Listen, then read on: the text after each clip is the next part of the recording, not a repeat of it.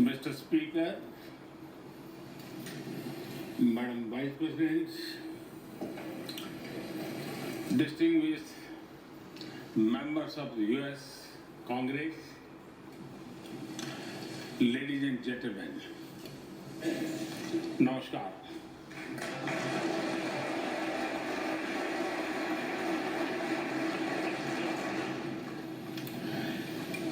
It is always a great honor to address the United States Congress.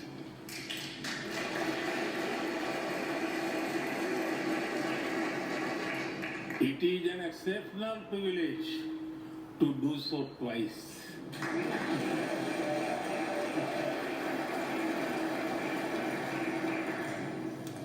For this honor, I extend my deepest gratitude on behalf of the 1.4 billion people of India.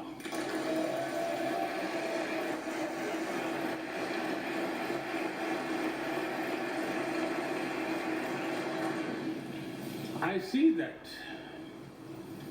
nearly half of you were here in 2016.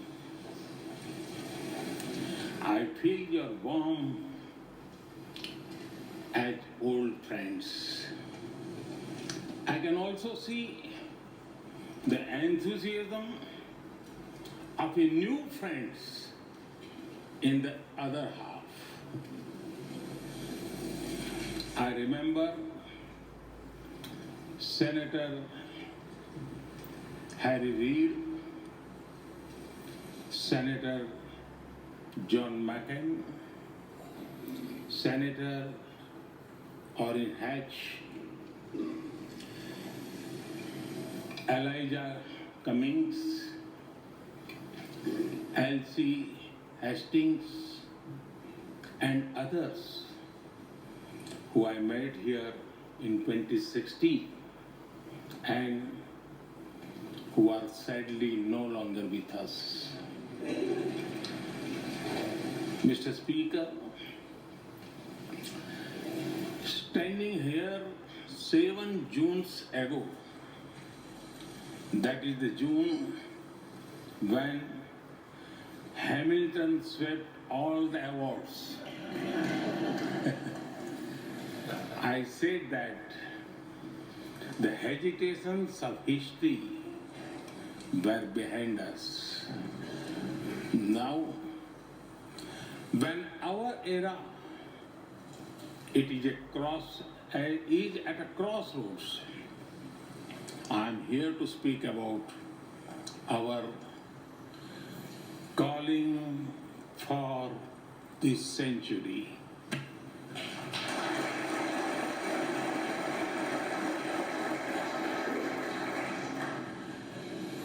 Through the long and widening road that we have traveled, we have made the test of friendship. A lot has changed since I came here 7 summers ago. But a lot has remained the same, like our commitment to deepen the friendship between India and the United States.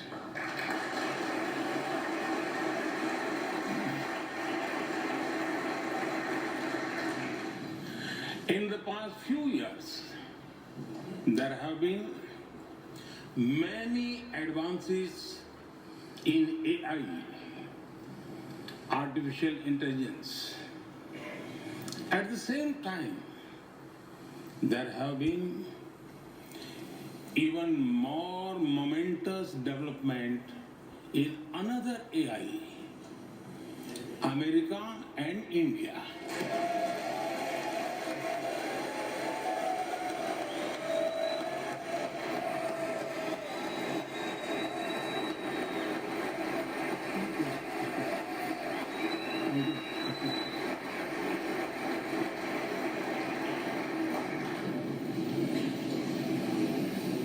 Mr. Speaker and distinguished members, The beauty of democracy is the constant connect with the people, to listen to them and feel their pulse. And I know this takes a lot of time, energy, effort, and travel. It is a Thursday afternoon, a fly out there for some of you. So I'm grateful for your time. I also know how busy you have been this last month. Being a citizen of a vibrant democracy, myself, I can admit one thing, Mr. Speaker, you have a tough job.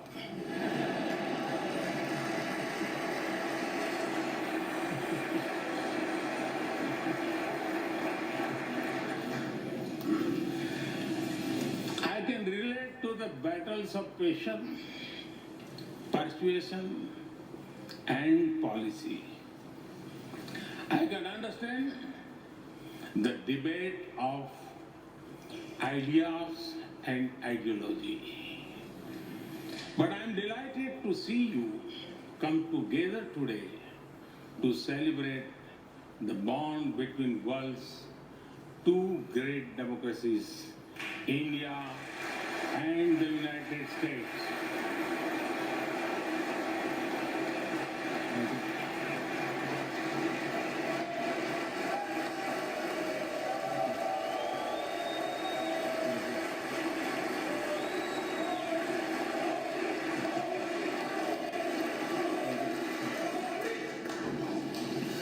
I'm happy to help out.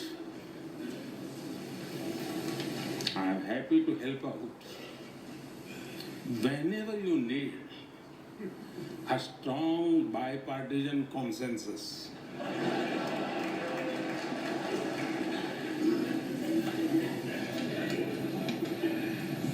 There will be and there must be a contest of ideas at home.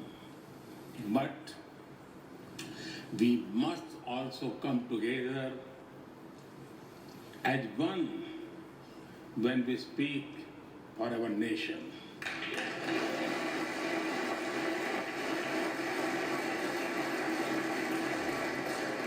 And you have shown that you can do it. Congratulations.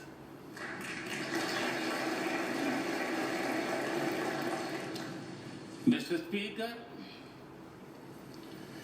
the foundation of America was inspired by the vision of a nation of equal people.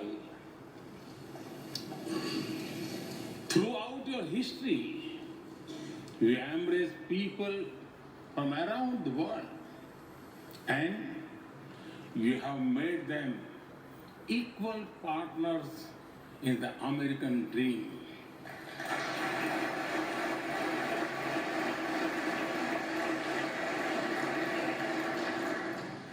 There are millions here who have roots in India.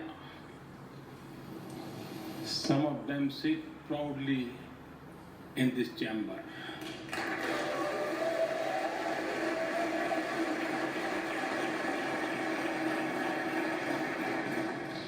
And there is one behind me who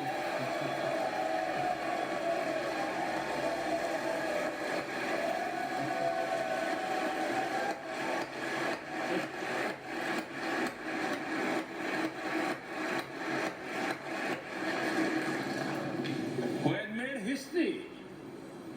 I'm told that the Samosa caucus is now the flavor of the house.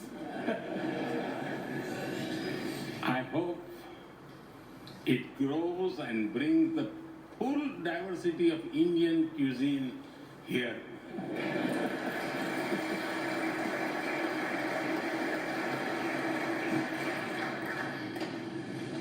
Over 2 centuries, we have inspired each other through the lives of great Americans and Indians. We pay tribute to Mahatma Gandhi and Martin Luther King Jr.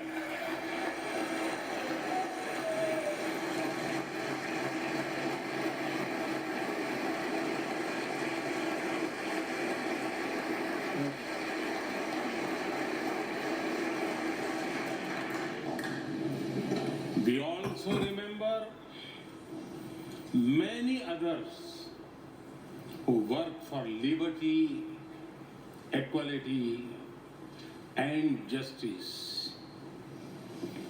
Today, I also wish to pay heartfelt tribute to one of them, Congressman John Lewis.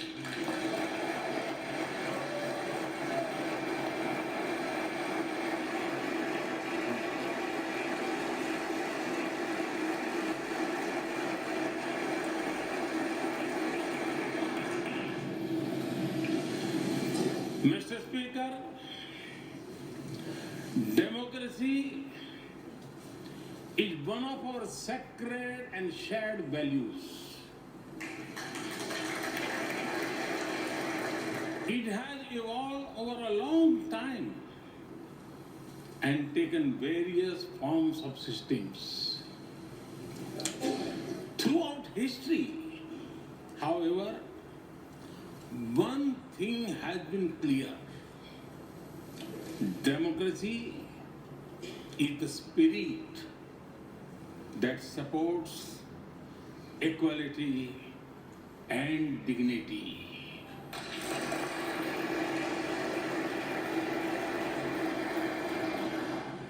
Democracy is the idea that welcomes debate and discourse.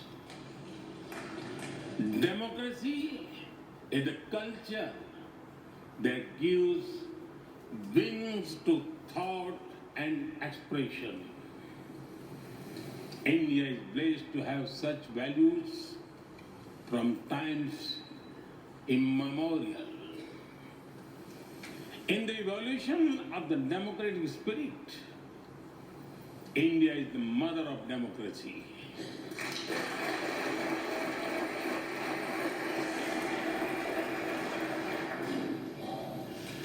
Millennia ago, our oldest scripture says, Ekam Sat Vipra Bahudha Vadanti. It means the truth is one, but the wise express it in a different ways.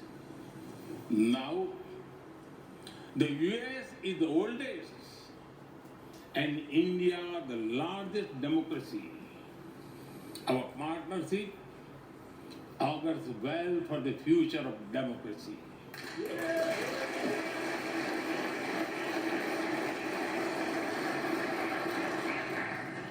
Together, we shall give a better future to the world and a better world to the future.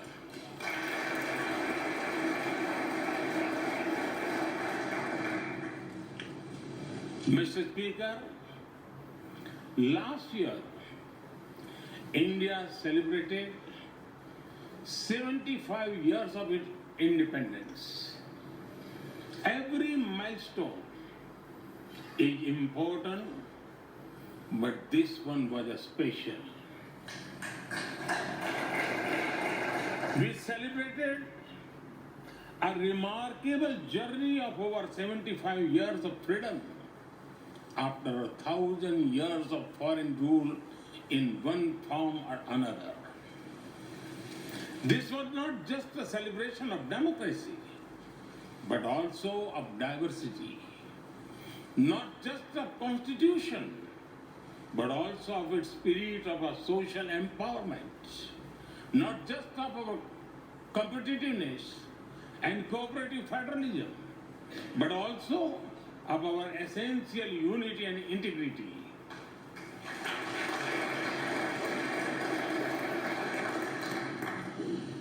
We have over 2,500 political parties.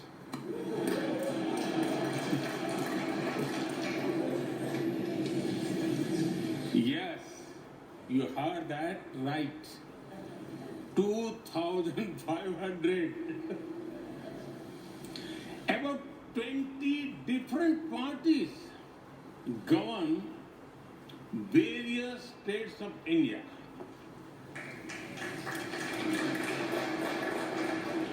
We have 22 official languages and thousands of dialects, and yet we speak in one voice.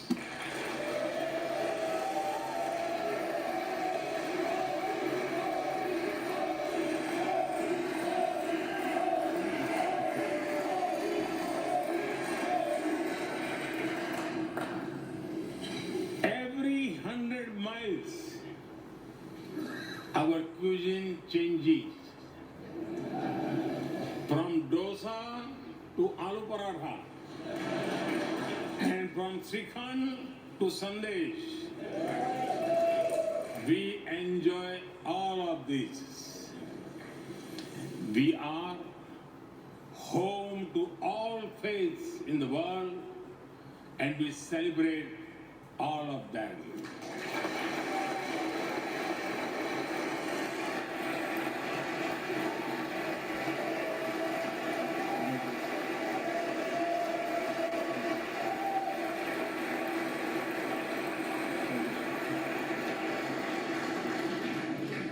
In India, diversity is a natural way of life. Today, the world wants to know more and more about India. I see that. Curiosity in this house too. We were honored to receive over 100 members of the US Congress in India over the last decade.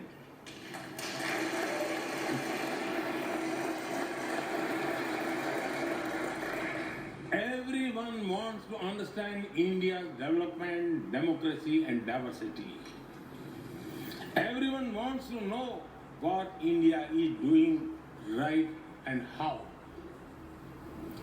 Among close friends, I'm happy to share the same. Mr. Speaker, when I first visited the US as a Prime Minister, India was the 10th largest economy in the world. 10th. Today, India is the 5th largest economy.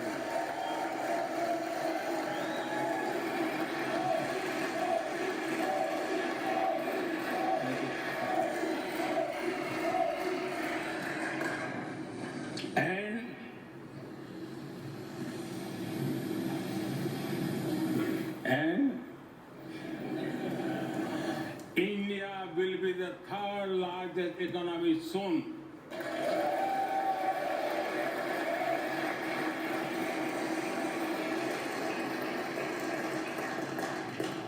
We are not only growing bigger, but we are also growing faster. When India grows, the whole world grows.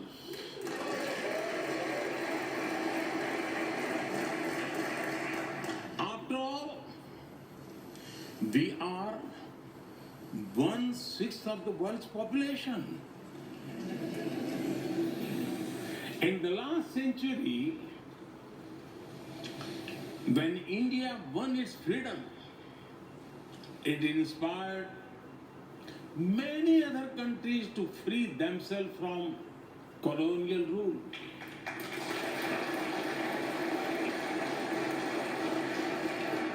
In this century, when India sets benchmark in growth, it will inspire many other countries to do the same.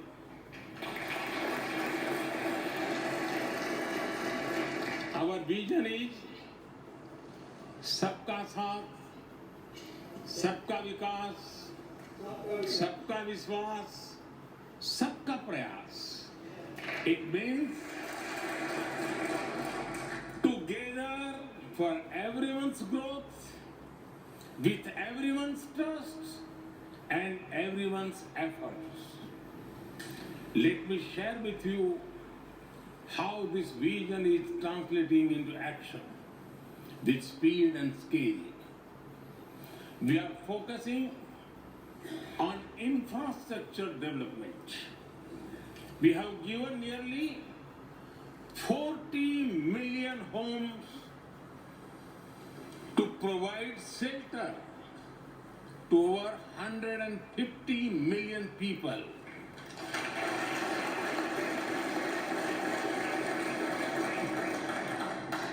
That is nearly 6 times the population of Australia.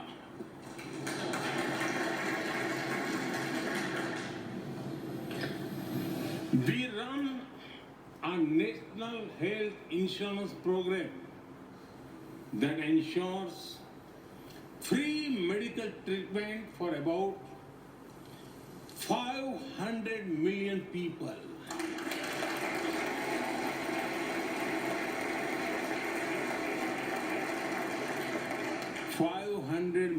People, that is greater than the population of South America. We took banking to the unbanked with the world's largest financial inclusion drive. Nearly 500 million people benefited. This is close to the population of North America. We have worked on building digital India. Today, there are more than 850 million smartphones and internet users in the country.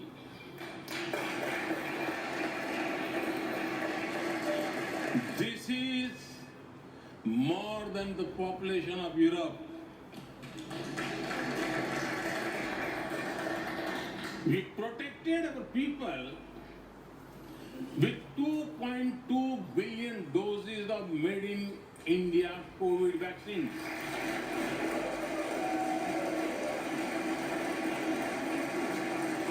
And that too free cost.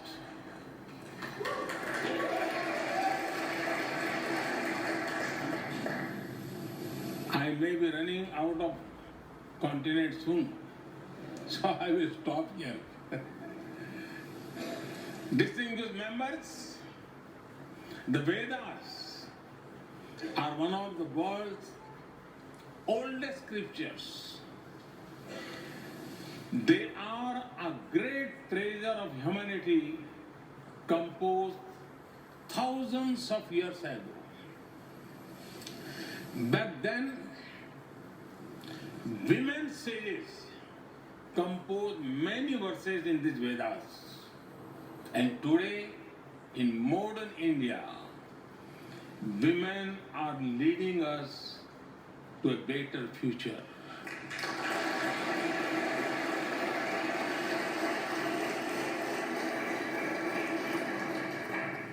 India's vision is not just of development which benefits women. It is of women-led development where women lead the journey of progress.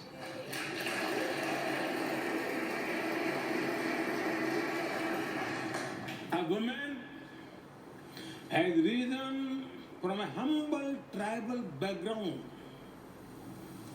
to be our head of states.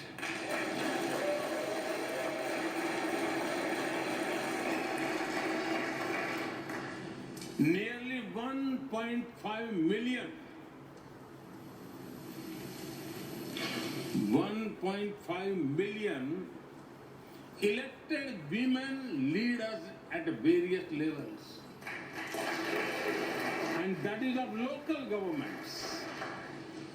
Today, women serve our country in the army, navy, and air force. India also has the highest percentage of women airline pilots in the world.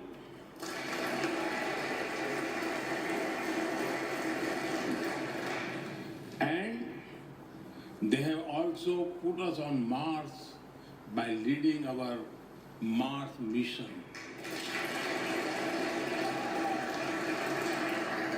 I believe that investigating in a girl child lifts up the entire family. Empowering women transform the nation.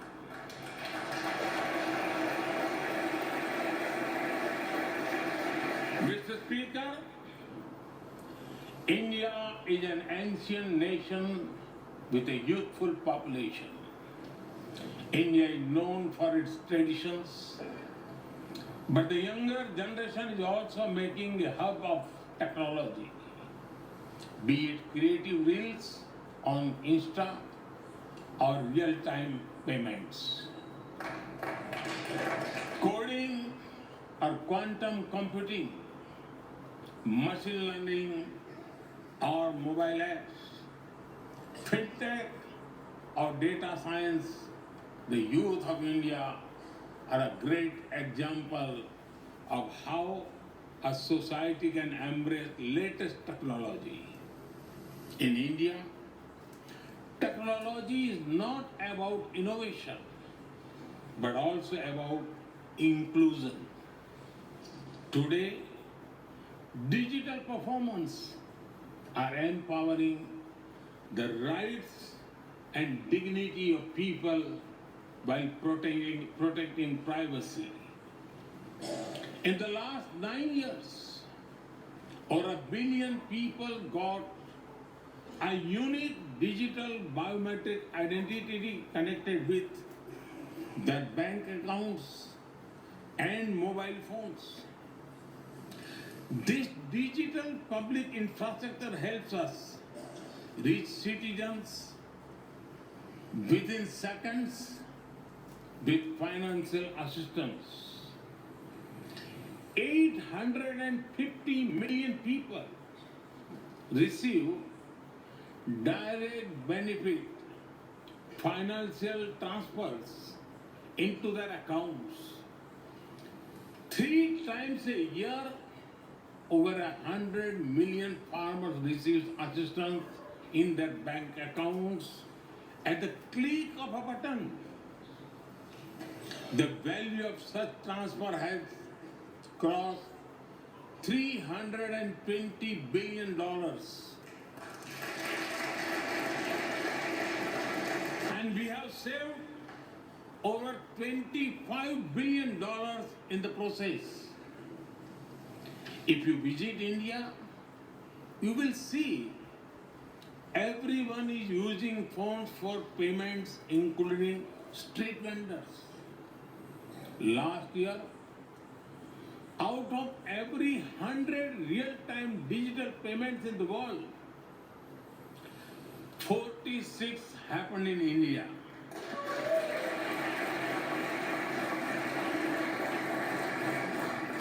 Nearly 400,000 miles of optical fiber cables, and cheap data have ushered in a revolution of opportunities. Farmers check weather updates, the elderly get social security payments, students access scholarships, doctors deliver telemedicine, Fishermen check fishing grounds and small businesses get loans with just a tap on their phones.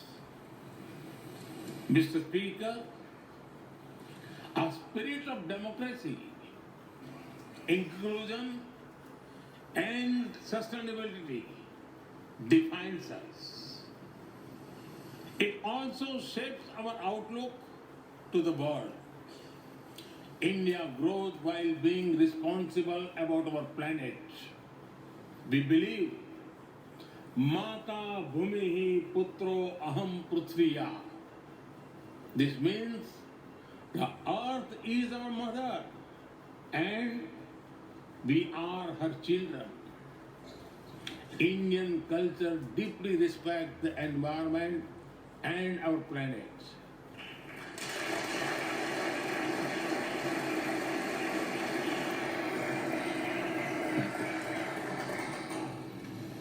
While becoming the fastest growing economy, we grew our solar capacity by 2,300%. Yes, you are right. 2,300%.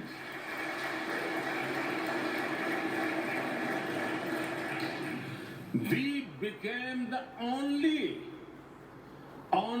G20 country to meet its Paris commitment.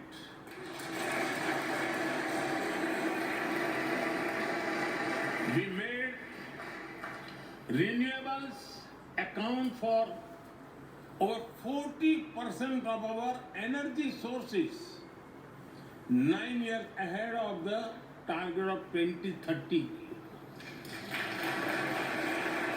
But we did not stop there. At the Glasgow summit, I proposed Mission Life, lifestyle for environment.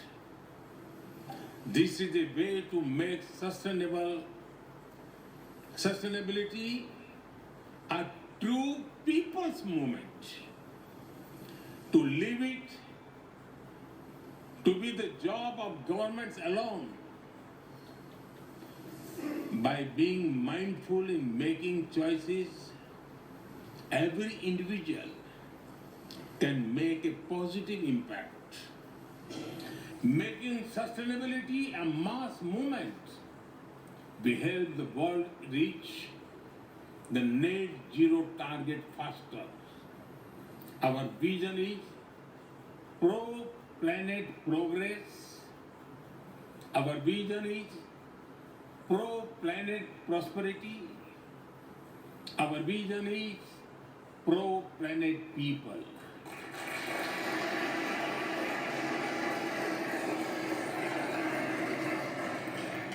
Mr. Speaker, we live by the motto of Vasudhaiva Kutumbakam, or the world is one family.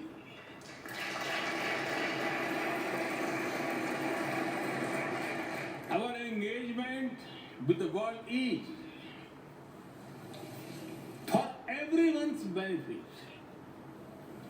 The one sun, one world, one grid seek to join us. All is connecting the world with clean energy.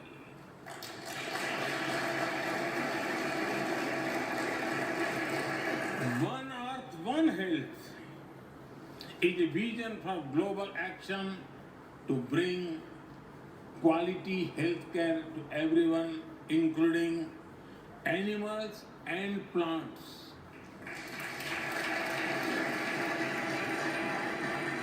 The same spirit is also seen in the theme when we chair the G20, One Earth, One Family, One Future. We advance the spirit of unity through yoga as well. Just yesterday, the whole world came together to celebrate the International Day of Yoga.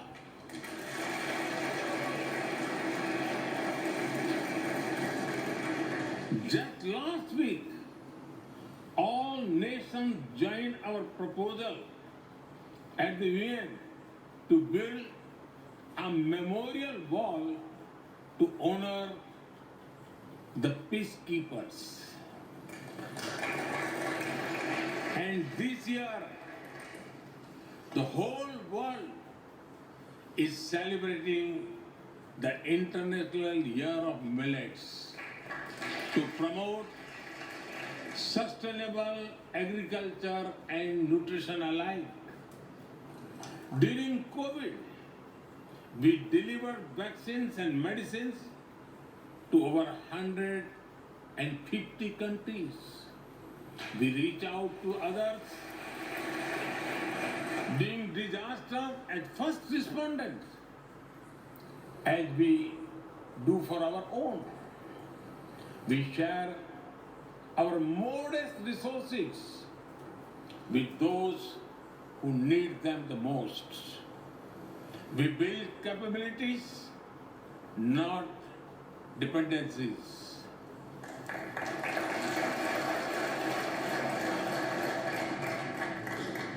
Mr. Speaker, when I speak about India's approach to the world, the United States occupy a special place. I know our relations are of great importance to all of you. Every member of this Congress has a deep interest in it. When defense and aerospace in India grow, industries in the state of Washington, Arizona, Georgia, Alabama, South Carolina, and Pennsylvania thrive.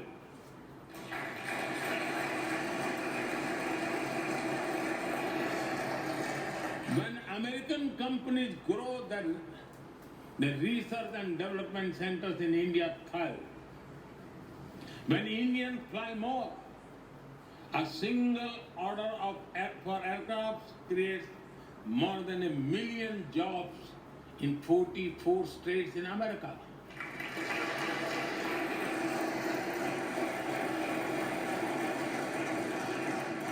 When an American phone makers invest in India, it creates an entire ecosystem of jobs and opportunities in both countries. When India and US work together on semiconductors and critical minerals, it helps the world in making supply chains more diverse, resilient, and reliable.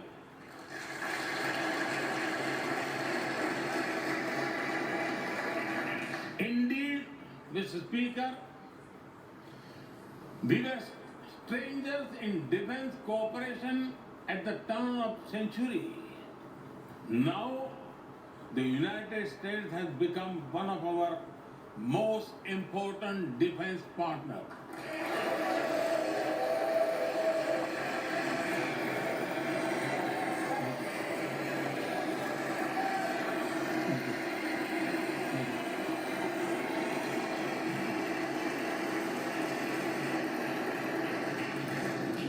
Today, India and the US are working together in space and in the seas, in science and in semiconductors, in startups and sustainability, in tech and in trade, in farming and finance, in art and artificial intelligence, in energy and education, in healthcare and humanitarian efforts. I can go on and go on, but to sum up it, I would say the scope of our cooperation is endless. The potential of our synergy is limitless. And the chemistry in our relation is effortless.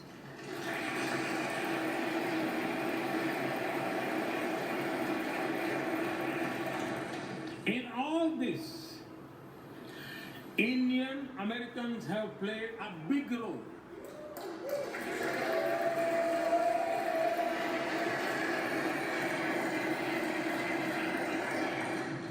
They are brilliant in every field, not just in spelling bee.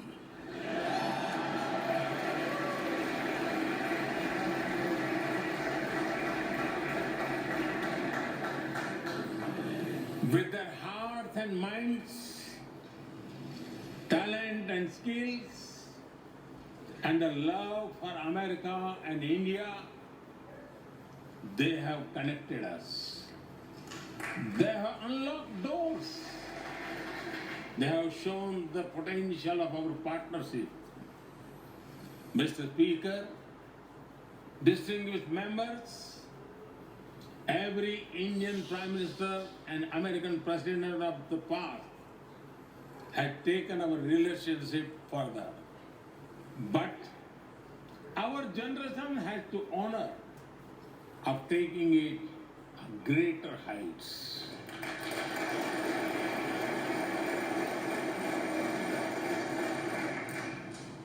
I agree with President Biden that this is a defining partnership of this country. Because it serves a larger purpose. Democracy, demography, and destiny give us the purpose. One consequence of globalization has been to cover over concentration of supply chains. We will work together to diversify, decentralize, and democratize supply chains.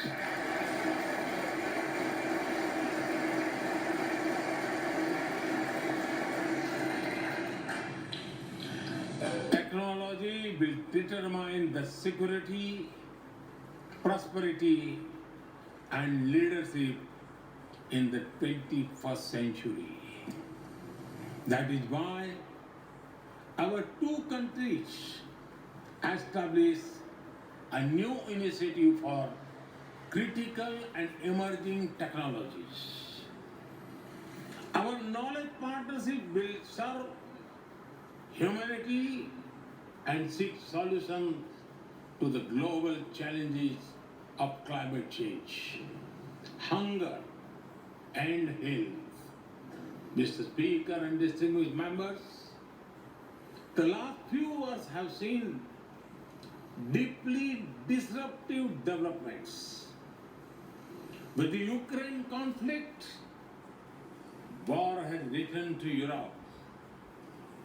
It is causing great pain in the region.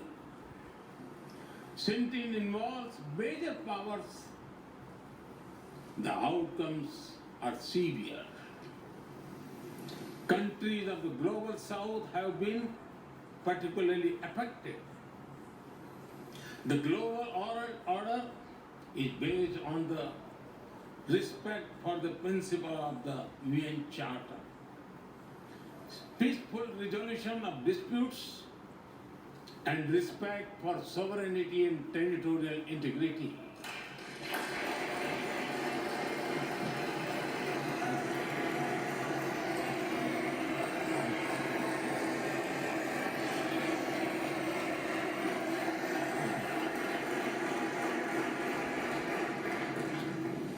As I have said directly and publicly, this is not an era of war.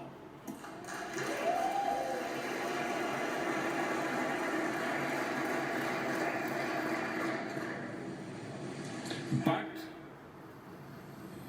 it is one of dialogue and diplomacy. And we all must do what we can to stop the bloodshed and human suffering.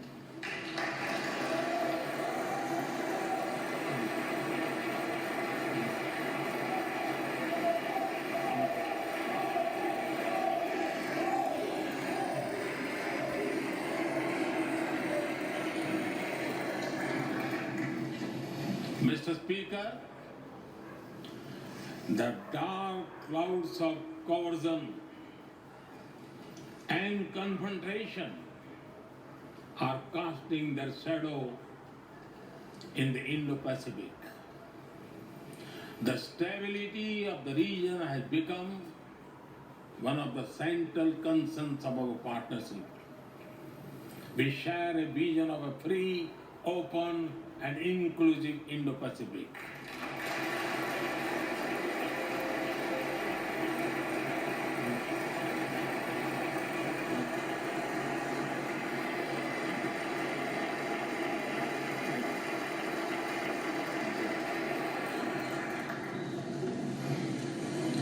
Connected by secure seas, defined by international law, free from domination, and anchored in ASEAN centrality.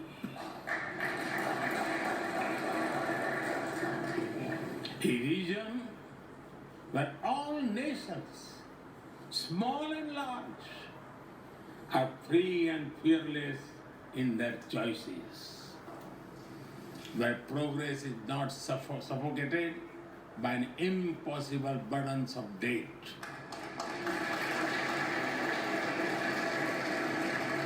Where connectivity is not leveraged for strategic purposes, where all nations are lifted by the high tide of shared prosperity.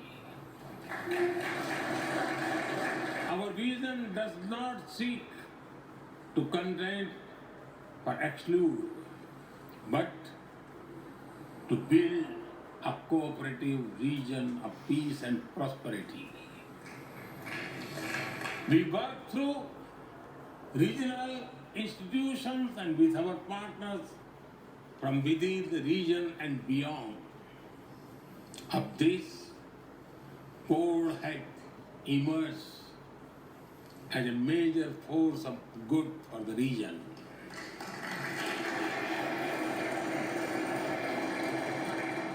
Mr. Speaker, more than 2 decades after 9/11 and more than a decade after 26/11 in Mumbai,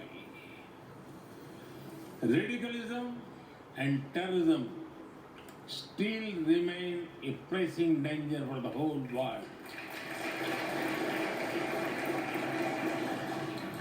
These ideologies keep taking new identity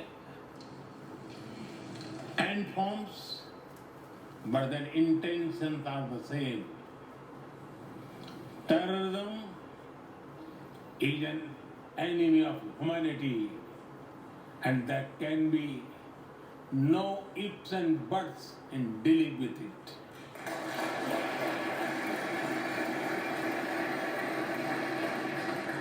We must overcome all such forces sponsoring and exporting terror.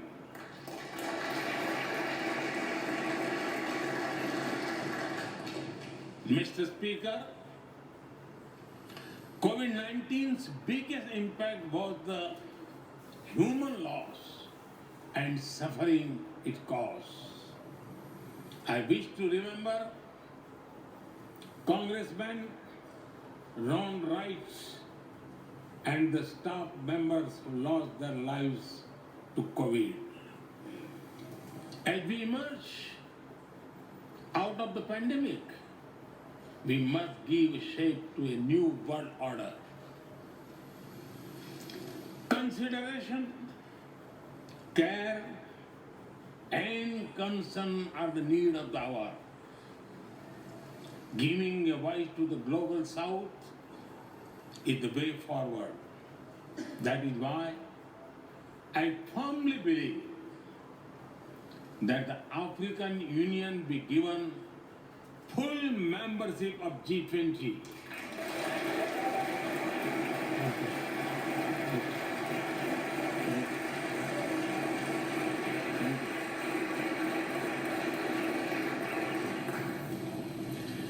We must revive multilateralism and reform multilateral institutions with better resources and representation that applies to all our global institutions of governance, especially the United Nations.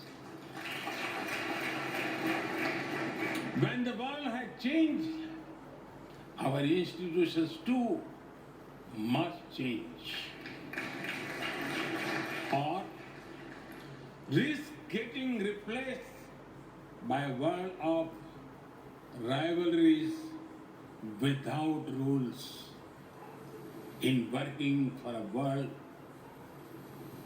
new world order based on international